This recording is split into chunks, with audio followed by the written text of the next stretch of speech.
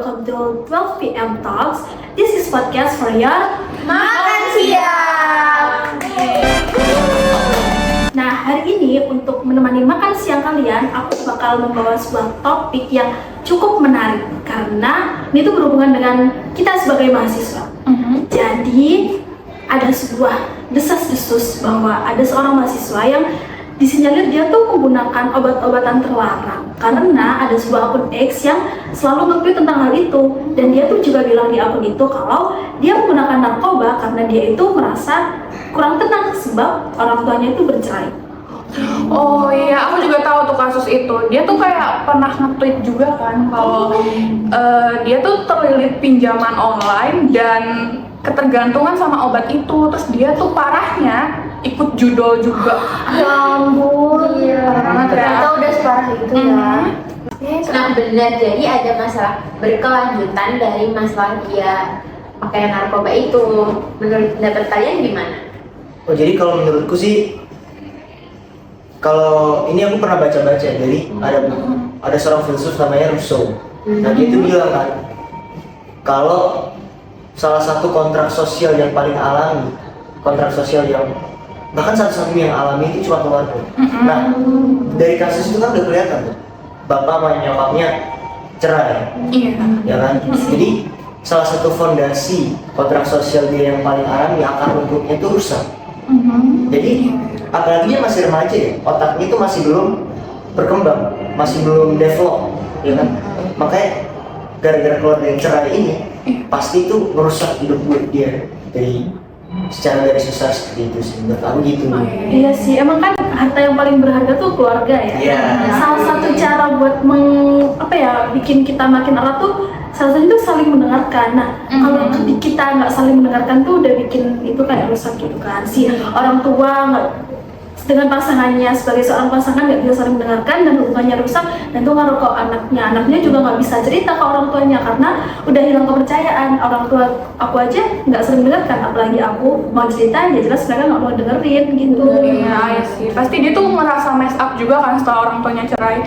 Jadi emosinya dia tuh nggak terkontrol dan di saat itu dia mau bebas dari perasaan itu dengan cepat. Nah, pelariannya dia tuh ke obat-obatan itu sebagai coping mekanismenya dia. Dan juga tahu gak sih kalau orang-orang atau di kasus ini kan mahasiswa ya, mahasiswa yang pakai narkoba itu tuh kelihatan dari perilaku nonverbalnya. Itu kayak jadi dari perilaku fisiknya, terus juga dari gaya tubuh dia tuh biasanya tuh kelihatan kalau nah ini kagak beda ya. Gitu. Aku belum pernah lihat secara langsung sih. Emang kalian udah ada yang pernah lihat langsung? Kalau aku sih pernah lihat ya, Gimana? dia tuh nggak bisa mengontrol otot wajahnya gitu. Ya, jadi kayak Refleks itu efek menggunakan garam Cina. bukan dalam madu. Aduh, kalau garam madu mah Enggak sih dong. ya sebenarnya itu sih karena dia kehilangan, kan narkoba itu nyerang syaraf di otak. Makanya dia kehilangan kontrol atas otot di wajahnya. Oh iya. Soalnya kan dia kan juga kalau garam Cina tuh bisa melalui antara melalui kaca dibakar atau enggak melalui hidungnya. Kita langsung pakai ke otak. Parah banget gak sih? Ternyata separah itu ya narkoba itu. Lumayan parah. Agak parah cuma ya. Terus juga dari sentuhan tuh dia kayak mulai menjaga jarak sama orang yang terdekat dia, termasuk keluarga dia. Terus juga beberapa obat-obatan tuh kan kayak nimbulin bau-bau ya.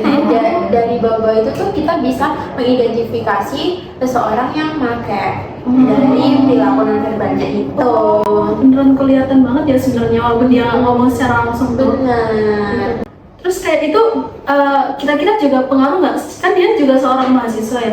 Itu bisa diketahui nggak dosen itu bisa tahu nggak kalau dia pakai?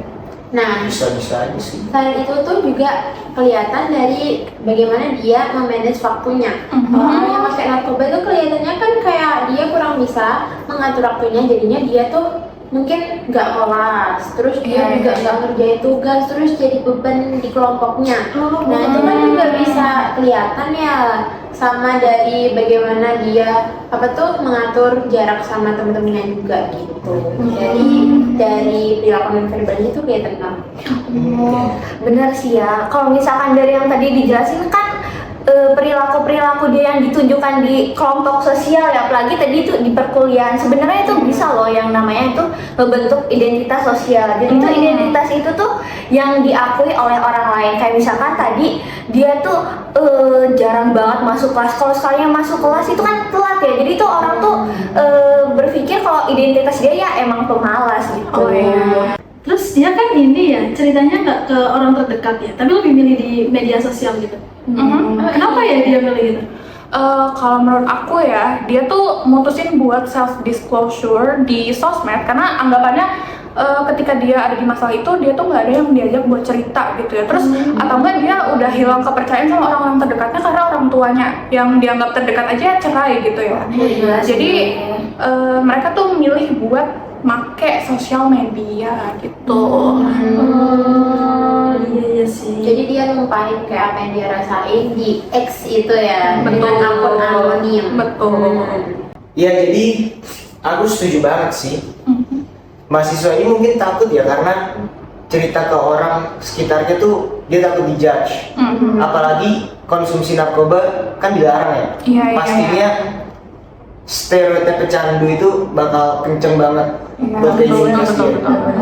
Apalagi kan juga masyarakat kita tuh masyarakat Asian value. Iya sih. Nanti takut dijudge, dia takut malah lebih down lagi. Soalnya support system dia di keluarga kan sudah runtuh. Iya sih. Benar-benar. Dan menurut aku tuh si mahasiswa ini tuh nganggap X itu jadi safe place-nya dia karena dia tuh bisa bebas cerita gitu ya tanpa ada yang ngejudge gitu. Tapi tanpa dia sadari hal itu tuh bisa jadi kayak bumerang ke dirinya sendiri karena dia secara belak-belakan kan ngasih tahu kisah hidupnya terus kayak permasalahannya dia di X itu. Benar-benar.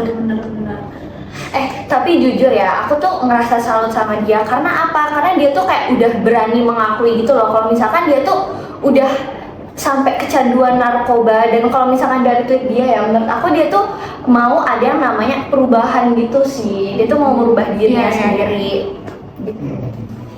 Biar Benar-benar kalau benar. Untungnya tuh dia udah sadar ya dan mau berubah, dan kalau kita nggak sadar kan kita nggak bisa menyelesaikan masalah itu. Benar banget. Dan kalau dia nggak sadar bisa jadi masalahnya tambah banyak dia ngelakuin hal ini hal itu, dan itu makin parah sih buat Iya betul.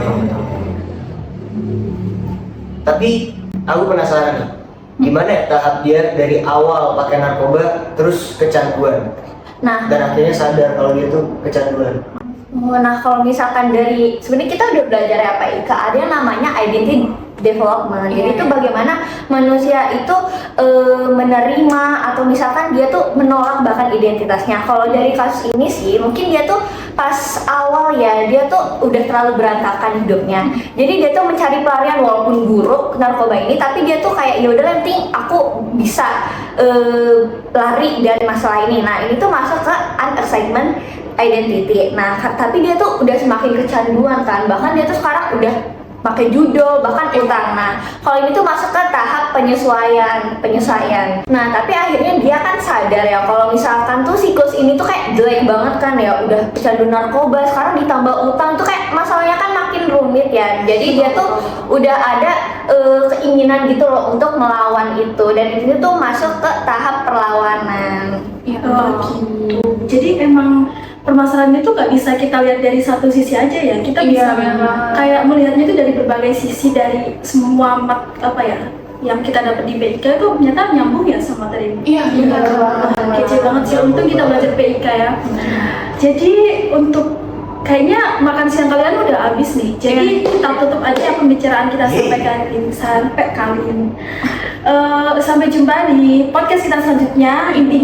Endingnya kita itu harus bisa menjaga diri kita dari pengaruh-pengaruh buruk dan jangan takut buat cerita ke orang lain. Benar, kita semua masih punya orang-orang yang menyayangi kita. Sampai di sini aja pertemuan kita, pembicaraan kita. Sampai jumpa di podcast selanjutnya. Gimana?